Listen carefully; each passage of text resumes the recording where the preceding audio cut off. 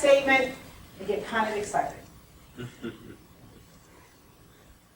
How many of you see that statement and feel a little thing inside you that's like, oh, maybe too far? How many of you see that statement that says, this is why I keep the tinfoil hat ready at all times? All right, just checking. I think about this a lot, right? I like my zippy Mazda. I like what it can do. I like my minivan. It had a weird built-in refrigerator for no reason. It had a DVD player, which changed parenting forever. I like the innovation. Part of what I do is I call it Torts, Tech, and Toddlers. I do family law. I do torts. I think about liability. I'm thinking about innovation and what innovation looks like across the boundaries. I'm studying right now the impact of innovation related to in vitro fertilization, the lack of legal support or understanding of it across the country, across the world. What happens when people want to design families differently, the boundaries that the law does and doesn't put on to it with what the technology can do? It gets pretty exciting. But this is a big issue, and I'll tell you why. I ask you this question: is it time for a major disruption in traffic enforcement? All the things related to it. And then the next question is traffic tech the way for that disruption? Is that where the disruption should come from? So the author that we were responding to, Dr. Moses, Dr. Powers, and myself, were tasked to respond to an article by Bernadette Atuahene from UCLA, UC Berkeley, one of those. And she crafted this term called statecraft. She argues that there's a particular kind of thing that is occurring. She's a law professor, but she argues there's a particular kind of thing that is occurring we need to watch for. We need to be mindful and kind of study, but we come up with terms for some unique things in our society. If there is a legal system in place that benefits private entities, we have a term for that. We understand it, that there can be legal efforts by the state that benefit private profits. We've known this through slavery. We've known this through sharecropping. We've known this through bail bonds or high interest rate credit cards or payday lending. These are things that the state says are legal and are permissible. We have also understood that there can be legal things by the state that benefit public profits.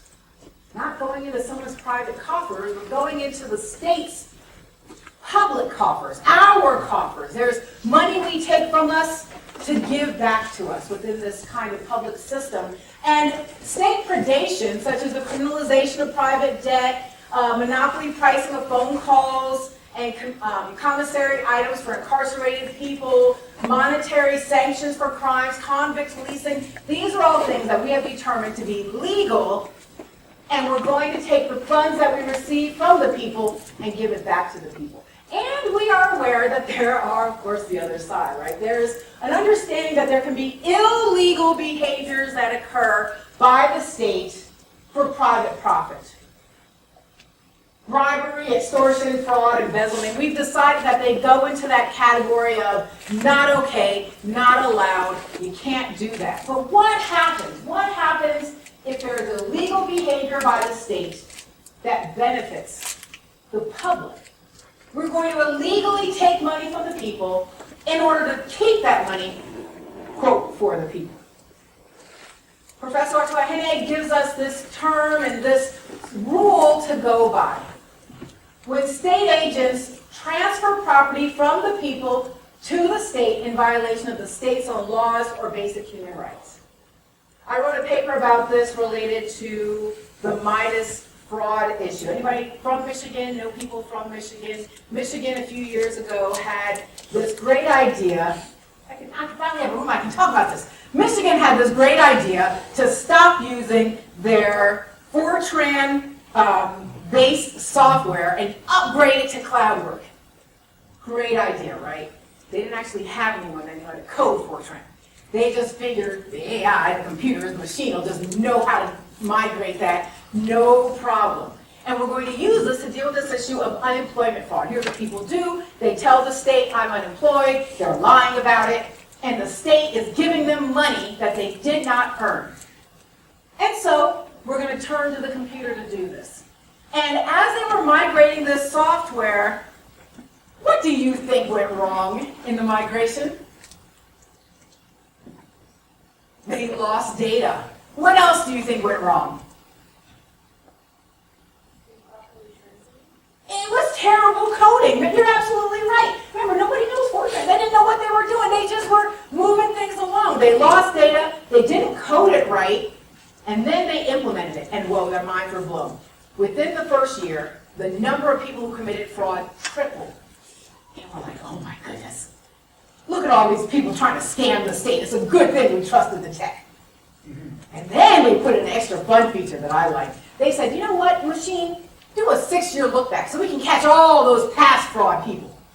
And it said, no problem. And it was just swooping them up by the amounts. We got up to 40,000 people who had committed unemployment fraud. And oh, the state was so excited. They started sending them emails and saying, you know, if you don't pay this back, we're going to garnish your wages. We're going to take your unemployment money. We're going to go. And they did.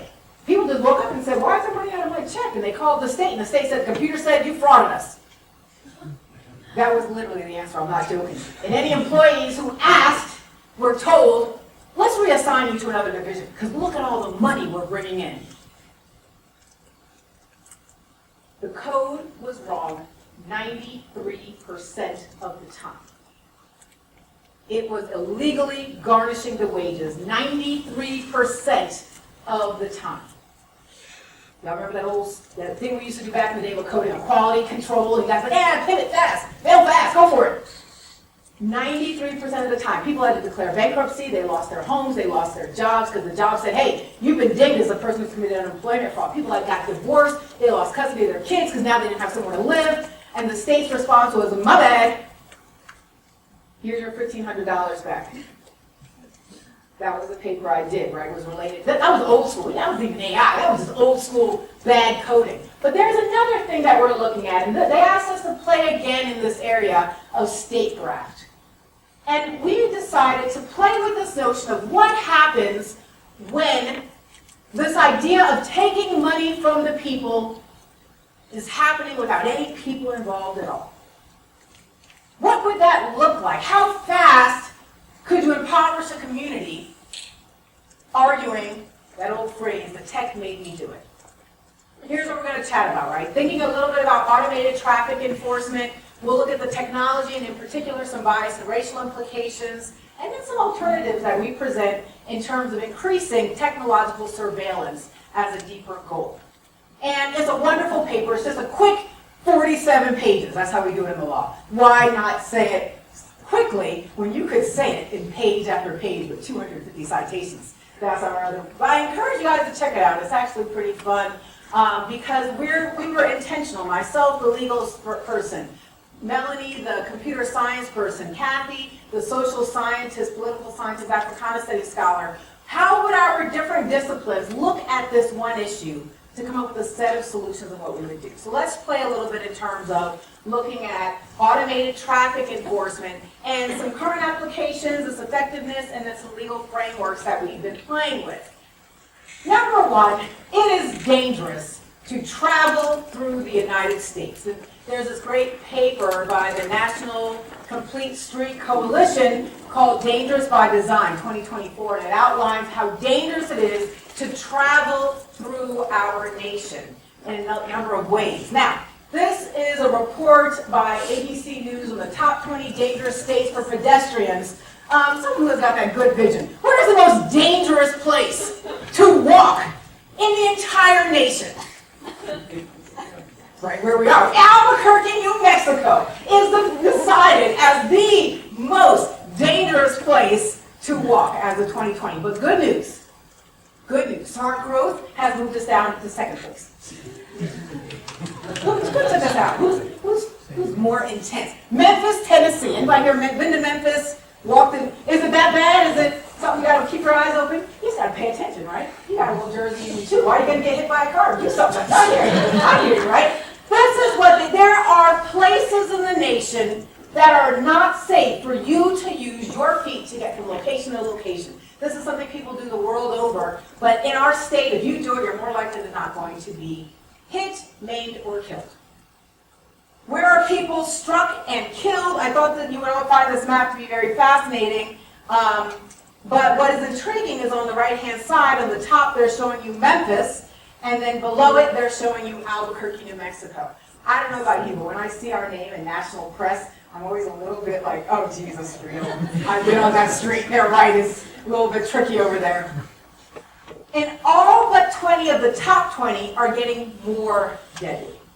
It's not an instance of where the cities have not improved their infrastructure to reduce pedestrian deaths. This is a very serious problem. And what really stands out is that there is a definite racial impact in terms of who is being hit and killed and maimed on the roads and streets in the United States. This shows you just an indication of how extremely different it is, your likelihood of being hit and killed. And not only is it dangerous to walk in the United States, it is also dangerous and concerning to commute while you are black in the United States. We'll talk about that, right? There's a reason that our focus is on and I want to connect these things in for you, but I want you to think about this. It is dangerous to walk, drive, or bike in the United States if you are black. And I want you to keep in mind those cities. Yes, sir? You want me to ask questions right now? If you want, sure. So what is the correlation between all this and poverty? Can you give me 17 and a half slides? Beautiful. I did think you all might appreciate this. Who here has been past the New Mexico Commission for the Blind? This is right here in Albuquerque.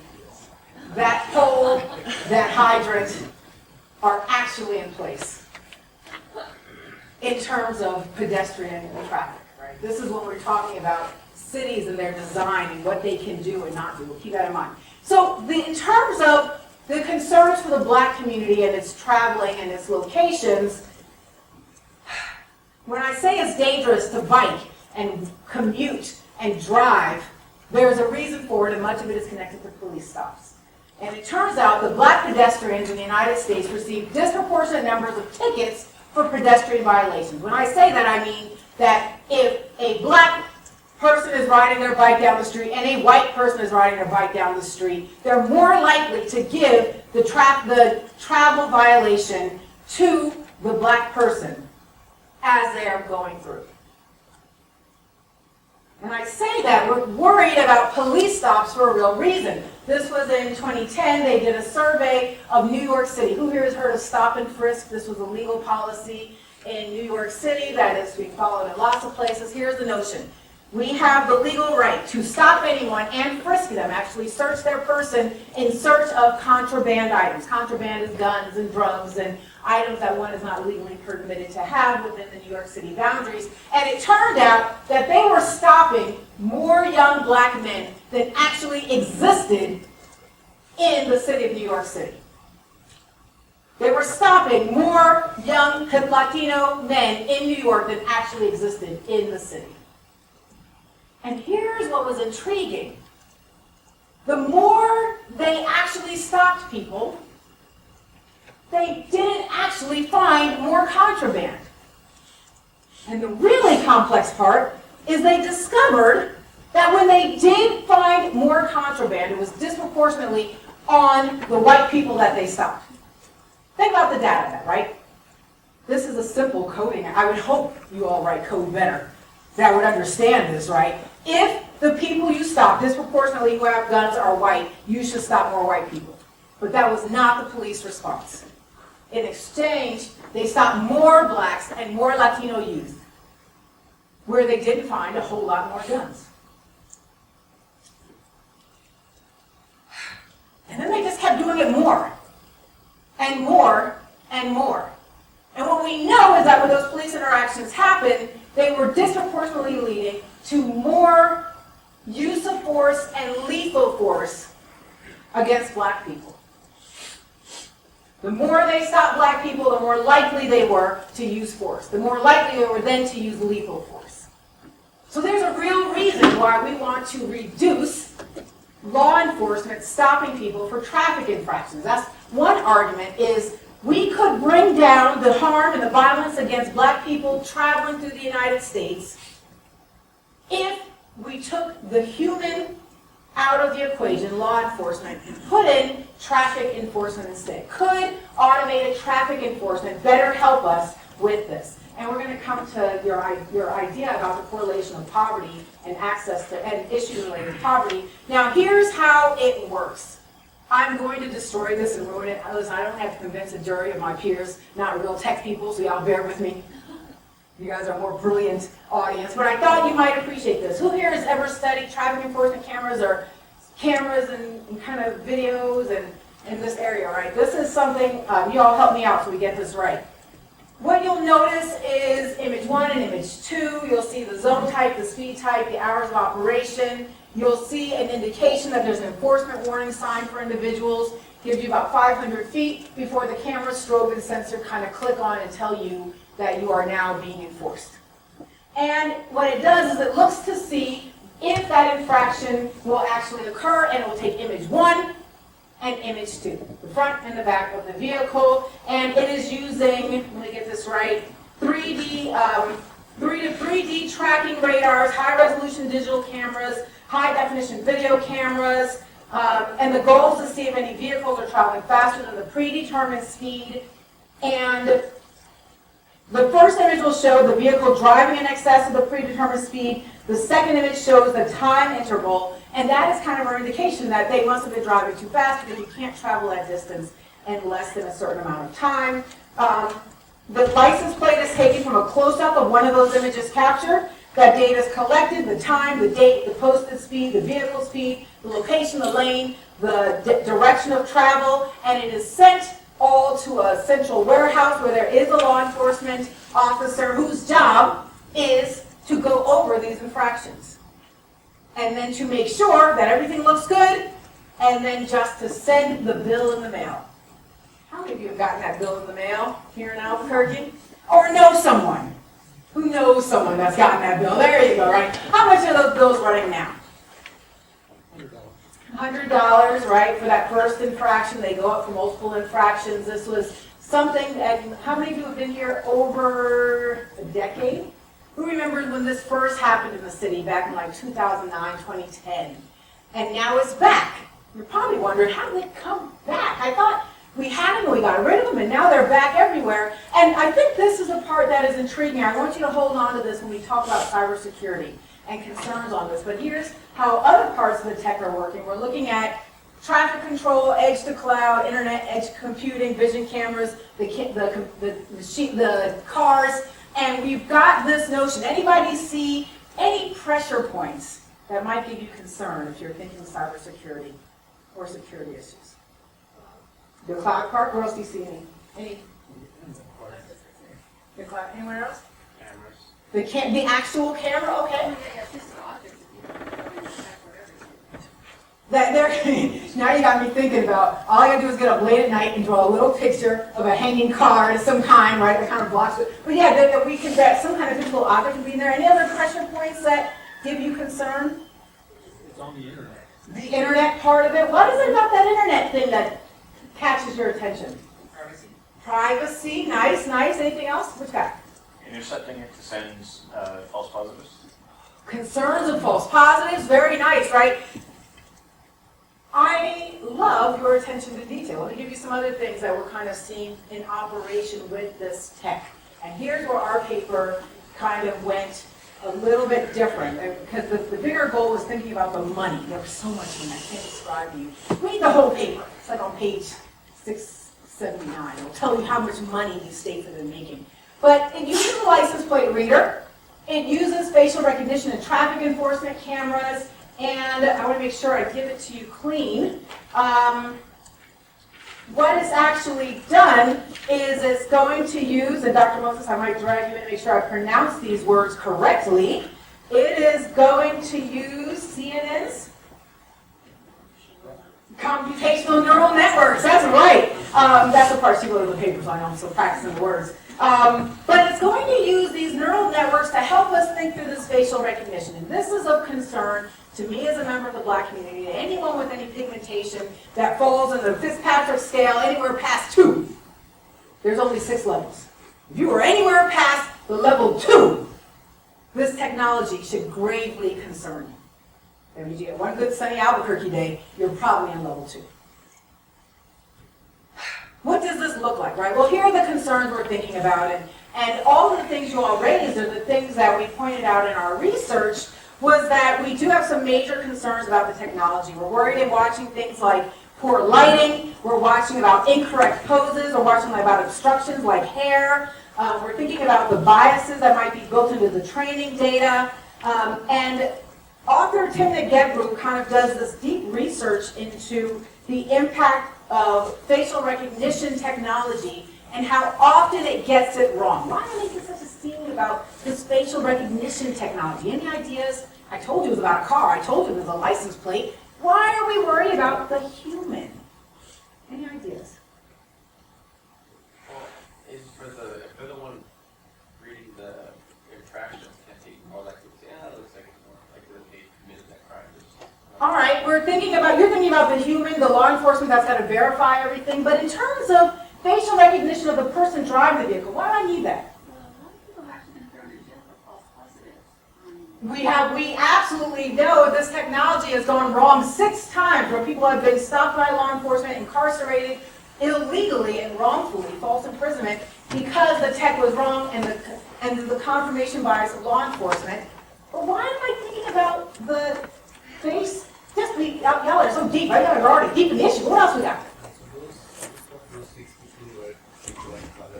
They were all, in fact, black Americans in the United States. They were all people of color. They were definitely on the Fitzpatrick scale, closer to 5 and 6. But the reason that we want this technology, here's a positive, is because, the first thing I'm going to do, I'm going to blame my kid driving my fancy Mazda. That wasn't me driving. You go get her.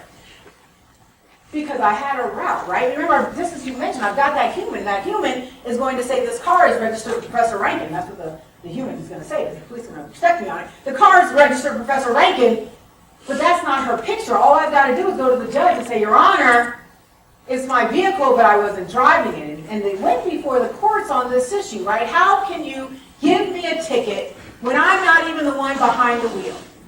We did want some of these facial recognition technologies in place to give individuals a right to due process recourse. As opposed to what was happening in Michigan, I can't even describe to you the terrible coding. Let me tell you another foolishness they did with this machine. When a person was considered to have had an infraction for employment fraud, they sent a note to the internal database for unemployment to say, hey, you've been accused of fraud. Respond to us. But it was 6 years ago. I've had a new job. Why would I still keep checking the portal to find out if I had any infractions? I cannot describe to you how terrible the project management was on this entire thing. So they've tried to address that with these new cameras, right? That there's a recourse, there's due process, there's a means for you to say it wasn't me, to be able to not be required to pay the funds. But we're very concerned about it because the machines cannot see people. And it was getting actually very large errors and errors within this from slight timing errors. I think some of you mentioned this before, right? The cameras just, remember that first picture it takes versus the second picture it takes? It wasn't always accurate. It wasn't always clear. It was making lots of mistakes. Yes? It also might be getting from the internet. So if there's any kind of internet gap, it might register the image incorrectly and then you got a whole Oh, I like that. I'm liking how you're picturing this, right? Where are these concerns that we're having? You're absolutely right? Where is it getting it? There were errors in the vehicle identification. If its job was to read the license plate, it couldn't read it all together. How many of you have seen people in New Mexico with the most faded license plates? You're just shy of reading Braille to try and know what that license plate says. It is absolutely impossible. It is no clue what that license plate says. How is that AI, or how is that machine learning picking up? Oh, we got to check on that, Dr. Miller. I'm intrigued, because you can't see the letters at all from my human eye. How can the machine catch it? Yes? Not to mention there's tons of different license plates that have all sorts of different styles or arrangements or special naming structures for them. Oh, that's very good, right? And because of where we are so close to the border, you'll see lots of license plates from Chihuahua or different places in Mexico. You'll see lots of different models from other states. How is it capturing it correctly? So we're very concerned. That's very, very good. We're very concerned about that. We're concerned about deliberate obfuscation. How many of you have one of those screen protectors on your computer or your phone so friends can't see? How many ever thought about putting it over your license plate? Or saw a friend do it? All right, or just a few. Okay. So we have all of these major issues, but as it relates to cybersecurity, this is the part where I grew very concerned. I am personally very, very worried about not just the fact that it's not the best technology, not just these false positives, but the opportunities for hacking and the lack of recourse that one has. And then scams. People started to do, there was that old joke that, you're getting an email and I don't know how many people have given their money to a foreign prince that just needs random used $250. But what was happening is people were starting to say, hi, I am from the traffic enforcement for Albuquerque. I need you to pay the bill you owe. And people were sending it because it looked awfully authentic. So we are watching for scams already. And we have major ethical concerns. Once again, difficulty identifying drivers, the data collection overreach, and those privacy issues that you all raised. But now we come to something intriguing. The tech actually has not led to the complete demonstrable difference that was promised. It has not actually led to significantly fewer deaths. This is a picture of the traffic deaths in Baltimore from when they had cameras, before they had cameras, when the cameras got shut down, and when they decided to bring the cameras back. Deaths had not gone back up, and these are the locations of the cameras in the city of Baltimore. Anybody know Baltimore, been to Baltimore, know this space a little bit? I think about this space a lot. This is where I went to undergrad. The community I lived in was Morgan State University. I didn't know I was on the map. Morgan State University, which is a 97% black community, if you look at the census records. And when I go visit my son, who's now a sophomore there studying computer science, working on quantum computing, because we raise him right, I'm not wasting no time.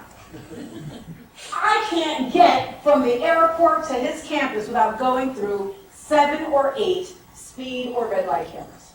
It's intriguing. It's very intriguing where these cameras have been placed. And we've seen all kinds of legal challenges, whether it's municipalities requiring that they stop, ethical concerns, the facial recognition technology that has popped up.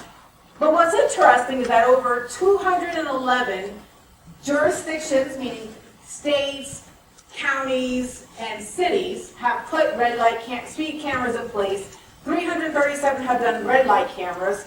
25 states and Washington, D.C. permit speed and red light cameras. 9 states have banned speed cameras, and 8 states have banned red light cameras. The interesting part, read the paper, is a lot of fun. We play with the constitutional issues. We play with the federal claims that have been rejected, arguments of due process for people that have gotten tickets related to this. But the cameras came back. Why did they come back? It was you all. I'm told this is what they said. It was you. The pandemic hit, everyone stayed home except for those 30 drivers who made it their raceway. And they learned how to drive wild. 1 lane, 3 lanes, take whatever you want. I'm the only car on the road. The other issue was that the legal challenges started up with the way they had this enforcement. There was nothing in place for me to actually get due process to say it wasn't me driving the car. And then the tech got better. They started to implement the facial recognition technology. They started to see how we can do some other measures that are going to help us overcome these legal challenges. And then they got a lot of money. The federal government started handing out money to all the states and jurisdictions and universities to come up with solutions of how we can better implement these cameras. So let's think about the impact of bias and racial implications. Well, we ended up with addressing fiscal objectives, right? When the pandemic hit, jurisdictions, counties and states and towns were running out of money rapidly. And they also needed to do something about these safer streets. I told you about how dangerous the roads are. We know that the ART bus is going to get you if you're here in Albuquerque on Central. We've got to do something about this. They didn't focus as much on the unequal enforcement. This is what's intriguing. When we think about the impacts of AI bias, let's expand this to algorithmic bias, let's expand this to computing bias. We're looking at an aggregation of the bias, right? It plays itself out in our legal system. It plays itself out in the traffic enforcement. And it will be based on algorithmic bias, that somewhere there is incomplete data. Somewhere within there is a cognitive bias of the coders who didn't say or enough times, this software doesn't work on 4 out of the 6 categories of the Fitzpatrick scale of pigmentation. Maybe it shouldn't decide people's access to liberty. Maybe it doesn't get to stay in rotation if it causes this amount of harm. All of this is based on a foundation of societal bias that is just churning this entire machine to our same output that we see. And so when we look at this issue of computational bias, is that a foundation based on human biases that's based on systemic bias. What we end up seeing is that facial recognition and racial bias, there were significant error rates for darker skinned individuals. The study showed a 22% error rate for black individuals versus less than 1% for white individuals.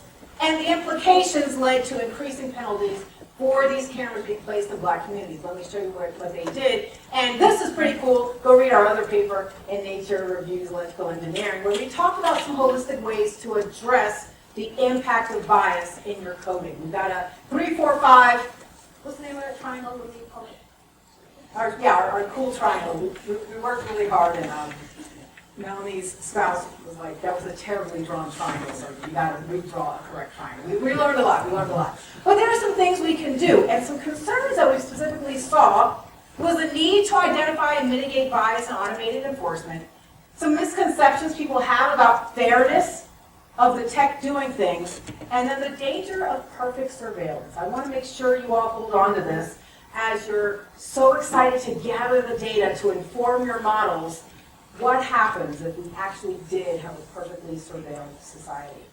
In terms of racial disparities in automated traffic enforcement, we ended up seeing that these automated systems were ending up being placed in predominantly black and predominantly Hispanic neighborhoods. In Chicago, it turned out that black residents received 38% of the camera tickets, though they only represented 27% of all households. Well, what does that look like? This is Washington, D.C.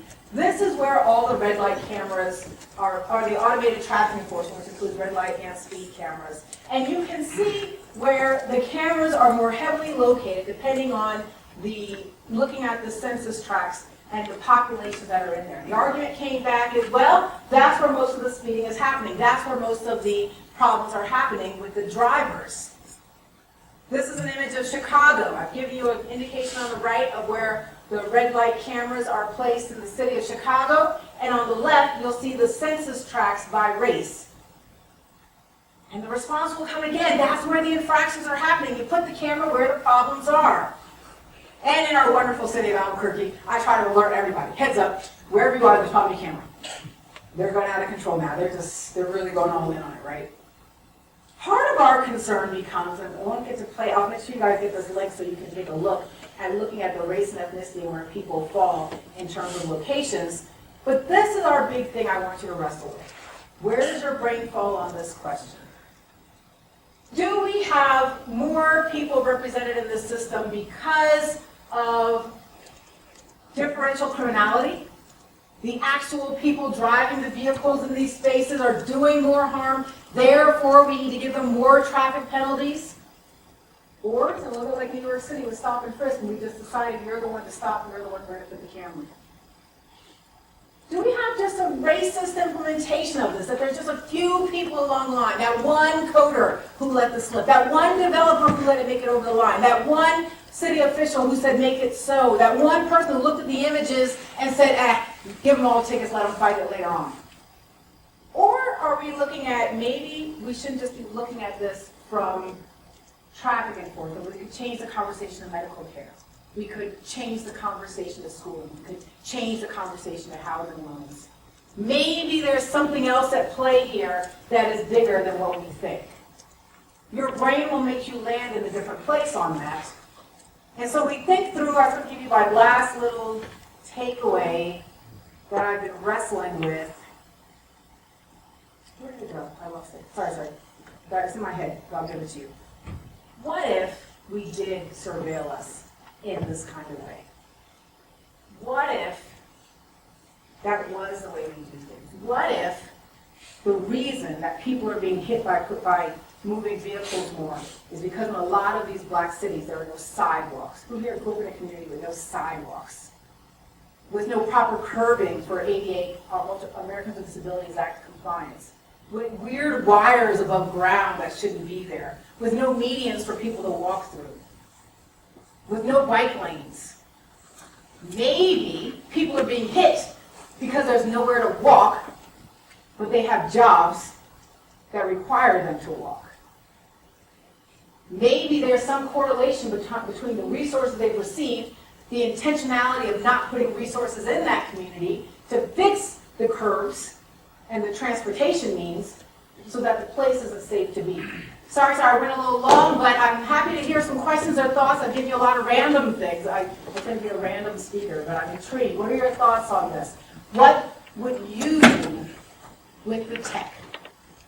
And what are you going to do differently as a developer, knowing that when it leaves your hands, it's going to be implemented in some wild ways? Well, first, let us thank our speakers.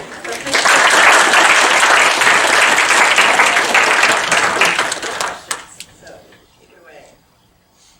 Yes. I've heard in other fields where they're trying to implement AI to make decisions that can be ethically challenging. Instead of considering the computer as sort of the judge and it makes the decisions, it's a tool for whoever's making decisions before, so that at the end of the day, it's still they can even have to decide what's going on is right or wrong. I think that's an excellent point. What we're watching in Louisiana right now is their argument is let the camera catch, and because what the technology does, right? Remember, it's not just going to catch the license plate in your face. It's going to catch you eating that burrito. It's going to catch you on your phone. It's going to catch you feeding the toddler and the dog. It's going to catch the puppy in your lap. It's going to catch everything. And some jurisdictions, Louisiana and a few others, are thinking, well, if it can catch all that, we can catch the person going down the road with a gun. We can just set up the cop so that we stop the cop from making the decision. We can let the tech make the decision. The tech will ping, and by the time the car goes 100, 200 feet, that's where the cop car will get the ping that says that car, the guy's got a gun, get him. And what we're discovering is, remember what I said, the tech can't actually see people of color. It doesn't know that that gun is really a cell phone. It doesn't know that it's your delicious burrito. It doesn't know all kinds of things. Or this idea of maybe turning to the machine and having sure there's a human on the other end runs into the impact of confirmation bias by the deciders, who are saying the machine said you did it, and it takes a lot for my brain to not think the machine did it after I've been told the machine said you did it. Long answer. Oh, yes? So are we looking at this possibly as a way to avoid responsibility for biased decisions? Well, I'm sorry, a little louder. Are we looking at this possibly as a way to avoid taking responsibility for making biased decisions? You know, that's part of that's my next research paper is going to be AI liability. We have no causes of action to kind of address this. You all are very much protected. Your companies, they know how to do a good indemnification clause in the contract. You're going to be well protected. They're not coming for you. But for persons that are harmed by this AI, how do we go after the government? The government's argument is, that was a third-party vendor, it wasn't us.